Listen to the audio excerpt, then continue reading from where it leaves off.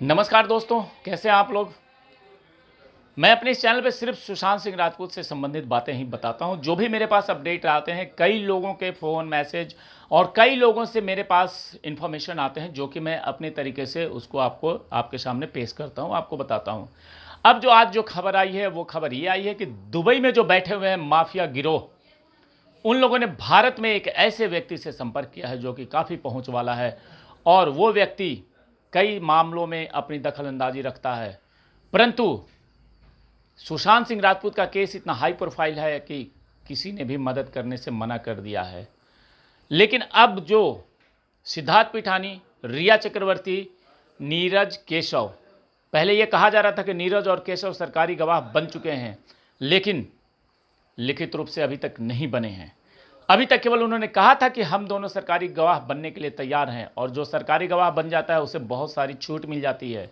तो इसी चालाकी में इन लोगों ने एक कह सकते हैं कि पासा फेंका था कि ये सरकारी गवाह बनने के लिए तैयार हैं, परंतु ये अभी तक बने नहीं हैं। खैर, तो जो बाहर के जो गिरोह के लोग हैं, वो लोग अब इन लोगों से संपर्क करके और इस मामले को अलग तरीके से देखने की कोशिश कर रहे हैं।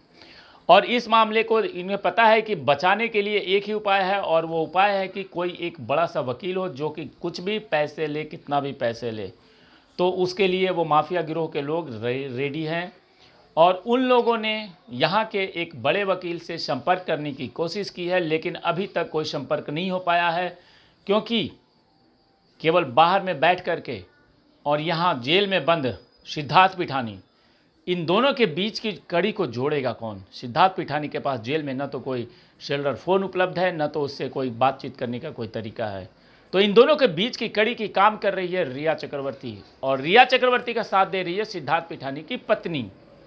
आप समझिए बात को कि जो अंदर बैठा है वो तो अंदर बैठा है, लेकिन बाहर कंट्री से फाइनेंशियल सपोर्ट है, अप्रोच है, और लेकिन उसका कनेक्शन कैसे हो, तो कनेक्शन बनाने के लिए बैठी हुई है रिया चक्रवर्ती और सिद्धार्थ पिठानी की पत्नी, क्योंकि उसका पति जेल के अंदर है और वो चाहती है कि उसका पति जल्दी से बाहर आ जाए।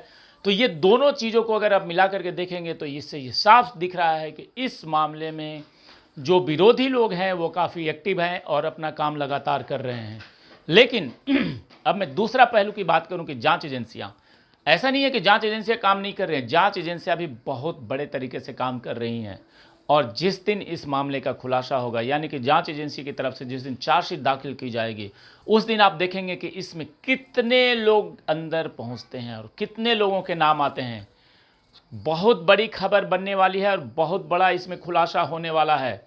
जो चार्जशीट आएगा वो तो एनसीबी का तो सिर्फ 13,000 पन्नों का था, और उसमें 200 के करीब गवाह थे। यहाँ तो लग रहा है कि 50,000 पन्नों का चार्जशीट आएगा और कम से कम 500 लोग गवाह बनेंगे, क्योंकि सुशांत सिंह राजपूत का केस कोई छोटा मोटा केस नहीं है, और इस केस में बहुत सारे लोग इन्वॉल्व हैं। इसको लेकर के जांच एजेंसियां लगातार अपने तरीके से जांच कर रही हैं, और इस मामले में कोई भी कोताही नहीं बरती जा रही है।